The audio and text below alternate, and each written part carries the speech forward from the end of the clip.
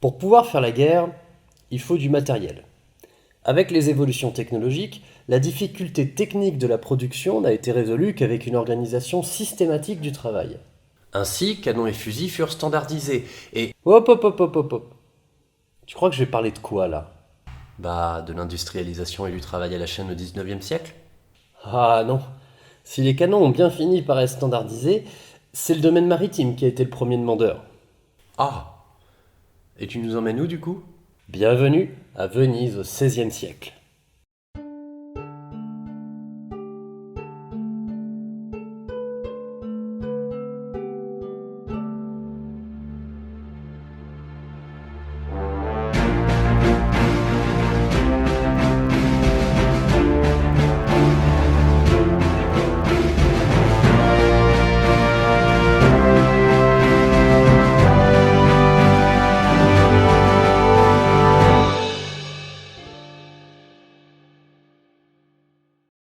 Aujourd'hui, nous allons parler de la bataille de Lépante, bataille maritime qui a opposé en 1571 l'Empire ottoman à la Sainte Ligue, alliance d'États chrétiens soutenue par le pape. Venise, Gênes, la Savoie, les États pontificaux et l'Espagne, puissance dominante de l'Europe occidentale. Et pour comprendre comment nous en sommes arrivés à une telle alliance, il va nous falloir remonter jusqu'à la chute de Constantinople en 1453. Celle-ci marque la fin de l'Empire byzantin au profit du nouvel empire turc ottoman. Ce dernier devient vite la puissance maritime dominante en Méditerranée et montre une voracité marquée. Et Venise fait office de proie de choix, car elle a, à cette époque, plusieurs colonies commerciales dans le Levant. En 3 guerres sur un siècle, les Ottomans s'emparent d'une bonne partie des territoires vénitiens en Méditerranée orientale et aux Balkans. Mais la troisième guerre vénéto-ottomane a fait germer l'idée d'une ligue chrétienne pour résister à cet empire musulman qui effraie en Occident. Et oui, ils sont quand même allés jusqu'à assiéger Vienne en 1529. Mais attention, les Ottomans ne sont pas des envahisseurs invétérés, ils sont parfaitement ouverts au commerce, ce qui a tendance à pousser Venise à se battre plutôt pour la paix, quitte à quitter la Sainte Ligue. Ainsi, en 1570, la Sainte Ligue est plutôt divisée. De leur côté, les Ottomans ont un nouveau calife, Sélim II, depuis 4 ans. Et ce dernier étant le descendant de Soliman le Magnifique, il va chercher à avoir un petit peu de prestige militaire. Et il a une cible toute désignée, Chypre, occupée par Venise. Dès 1570, la forteresse de Nicosie tombe et les Vénitiens tardent à s'armer. De peur de les voir accepter la paix trop rapidement, le pape redouble d'efforts diplomatiques auprès de l'Espagne afin de l'engager dans le conflit. Ces derniers posent pas mal de conditions et n'ont pas envie d'engager trop de bateaux. Finalement, les Espagnols finissent par rejoindre la Sainte Ligue et c'est une grande flotte chrétienne commandée par Don Juan d'Autriche qui s'en va à la rencontre de la flotte turque. En effet, cette dernière, après avoir fait son œuvre à Chypre, a remonté la côte grecque. Après avoir ravagé les bases vénitiennes, elle va s'installer dans le golfe de Corinthe, à Lépante, où la flotte de la Sainte Ligue vient les bloquer. Nous sommes en octobre, l'hiver arrive, c'est donc la fin de la saison militaire, et les Turcs sont fatigués par toute leur campagne, là où les chrétiens sont plutôt frais. Mais les Ottomans décident tout de même d'engager le combat. Donc faisons un petit poids sur les flottes. Le bateau de base, c'est la galère. Les deux camps en ont des versions à peu près comparables, même s'il y a un léger avantage en manœuvrabilité du côté de Venise. C'est un bateau d'une quarantaine de mètres qui embarque moins de 300 hommes avec 144 rameurs. Alors oui, être dans la galère, ça vient de ce bateau, parce qu'en France, c'était une peine de la justice que de condamner à ramer dans les galères. Mais on remarquera tout de même que ce n'était pas une peine généralisée et que la majorité des rameurs étaient libres. En bref, les Ottomans alignent 210 galères et 63 galiotes, plus petits bateaux de soutien. En face, c'est 202 galères, dont 108 de Venise, 12 des États pontificaux et 50 des différents territoires espagnols, le reste venant de Savoie, de Gênes ou de Malte. Ajoutez-y l'arme secrète des Vénitiens, 6 galéas. À ces chiffres, 2 choses à ajouter. Sachant que les galères du pape sont fournies par Venise, la ville est à l'origine à elle seule de 60% de la flotte. Chiffre impressionnant qui s'ajoute aux galéas, version XXL des galères, allant entre 50 et 60 mètres et pouvant embarquer jusqu'à 500 voire 700 hommes pour les plus grosses versions. Elle s'armait ainsi de 36 canons, là où les galères n'embarquaient en moyenne pas plus de 8 canons. Les galéas sont donc des monstres à la puissance de feu démesurée comparée aux autres bateaux, d'autant plus que les Ottomans ont un armement moins fort avec en moyenne 4 canons par bateau. On a ainsi deux flottes de puissance comparables. Avantage chrétien, une puissance de feu bien supérieure et des matelots vénitiens bons à la manœuvre. Avantage ottoman, de nombreux bateaux de soutien plus rapides.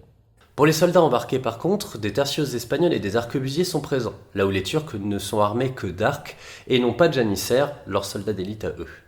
La formation est classique des deux côtés. 2 ailes, un centre, une réserve. A noter que la réserve turque est bien plus grande et que 2 galéas précèdent le centre, 2 autres précèdent l'aile gauche, tandis que l'aile droite peine à s'organiser. Comme elles sont dans un golfe, les deux flottes manquent d'espace et se retrouvent finalement très proches l'une de l'autre, ce qui explique pourquoi la bataille dégénère en un corps à corps brutal avec abordage et contre-abordage. Au total, on a environ 30 000 soldats de chaque côté. Pour les marins et les rameurs, on peut estimer qu'ils sont entre 10 et 15 000 dans chaque camp. La bataille s'engage donc de front. Les galéas au centre et à gauche transpercent la ligne turque et la désorganisent partiellement. Lentes, peu manœuvrables mais puissantes, elles deviennent des plateformes de tir en plein dans le dispositif turc. L'impact des galéas est difficile à évaluer. Un peu trop glorifiées par les sources, on peut au moins s'assurer qu'elles ont surpris et bien désorganisé. D'autant plus que leurs canons étaient répartis tout autour du pont, là où les galères ne pouvaient tirer que de front. Ainsi, la désorganisation couplée à l'efficacité des arquebusiers et des terceaux espagnols font tourner le combat à l'avantage de la Sainte Ligue. Si l'aile droite manque d'organisation, le centre enfonce les Turcs, d'autant plus que la réserve de ces derniers est bombardée par les 2 galéas ayant traversé leur ligne. À gauche, le combat est mené proche de la terre, et les Turcs tentent un débordement pour prendre le dessus. Erreur fatale. Malmenés, leur débordement est repoussé vers la côte où vont s'échouer les galères turques. Au centre, les contre-attaques ottomanes sont impossibles, tandis que la réserve de la Sainte Ligue enfonce la ligne adverse qui se délie. Les 2 vaisseaux amiraux se sont tout de même payé le luxe d'un duel, mais le chef espagnol sera finalement soutenu, et c'est l'amiral ottoman, Ali Pacha, qui sera tué. Cette mort, annoncée et montrée par les chrétiens, finit de désorganiser les Turcs. Le centre s'effondre et, à gauche, l'aile turque parvient à s'enfuir face à l'aile la plus apathique du dispositif chrétien. La victoire qui se dessine est alors très claire. Moins de 10 000 pertes et 17 bateaux coulés du côté Sainte Ligue, contre 20 000 morts et entre 180 et 200 bateaux coulés pour les Ottomans. Sans parler des 12 000 rameurs esclaves chrétiens libérés. Par contre, les conséquences ne sont pas du même niveau. Ou disons que c'est double. Militairement, les Ottomans ont tout l'hiver pour se remettre du désastre. Et grâce à la taille de leur empire et un gros effort financier, ils parviennent dès 1572 à réaligner 200 navires. Donc les gains sont faibles côté Sainte Ligue. Et cette Sainte Ligue, justement, ne survit pas à la mort du pape Pie V. Les Vénitiens sont incapables de reprendre Chypre et ils signent la paix avec les Turcs en 1573, faisant de cette île une propriété ottomane. Chou blanc donc. Par contre, psychologiquement, la bataille a eu des effets des 2 côtés. Elle brise la dynamique de quasi-invincibilité ottomane. La victoire est majeure et célébrée dans tout l'Occident. Les Espagnols y gagnent un gros crédit de défenseurs de la chrétienté qui s'ajoute à leur victoire à Vienne 32 ans plus tôt. Et si les Ottomans s'en relèvent, ils l'ont un peu mauvaise et acceptent de ne pas pousser beaucoup plus loin en Méditerranée. D'ailleurs, la paix durera plus de 70 ans. Notez ici que... Oui. Pas rien. C'est une bataille menée en ligne, un peu rentre-dedans où les canons ont sûrement été surévalués. Rien de nouveau, ni tactiquement, ni stratégiquement. Ah bah ça tombe bien, moi j'ai une question. Bah vas-y, écoute. Comment une seule ville a pu produire, équiper et armer 60% d'une flotte égalant celle d'un immense empire? Ah ça bah, c'est grâce à l'Arsenal de Venise. Et à une série d'innovations dans le domaine de la production, de l'organisation du travail et de l'entreposage des pièces. Ah mais c'est ça la leçon! Mais encore? L'Arsenal de Venise, c'est un énorme complexe de construction navale. Fondé en 1104, il n'a de cesse de s'agrandir jusqu'à occuper près de 15% de la ville. En interdisant la production de bateaux autre part qu'à l'Arsenal, Venise y concentre ainsi toutes les compétences et productions nécessaires à la création d'une flotte. Voiles, cordes, armes, rames, ils sont ainsi manufacturés et stockés. Des fonderies à canons seront d'ailleurs rajoutées. En 1570, c'est près de 16 000 travailleurs et 2 000 ouvriers spécialisés, dont les maîtres charpentiers, qui y font leur office. Les innovations maritimes y sont nombreuses et jalousement gardées, mais une théorie en vogue à l'époque vient y prendre tout son sens. Datant de l'Antiquité, c'est la théorie du mouvement continu, qui cherche à immobiliser le travailleur et à faire venir le travail à lui. Un ersatz de travail à la chaîne, quoi. Tout l'arsenal est organisé en canaux successifs, chacun représentant une étape de la conception du bateau jusqu'à sa sortie voilée, armée et cordée.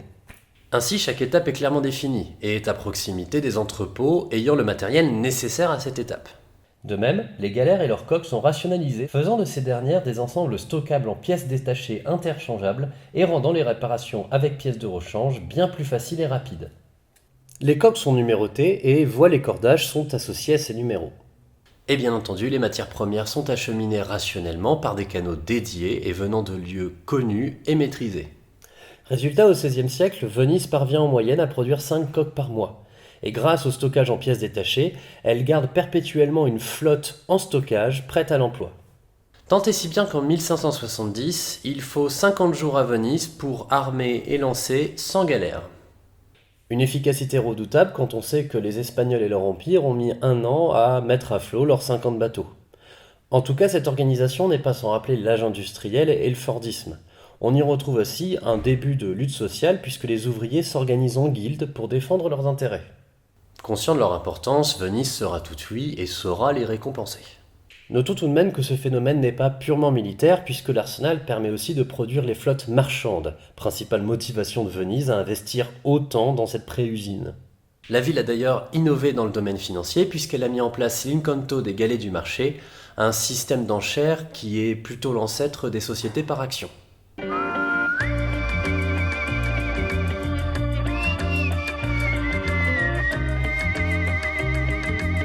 Toujours est-il qu'on comprend pourquoi la standardisation des pièces et du travail a avantagé Venise, une seule ville pouvant ainsi tenir tête à tout un empire.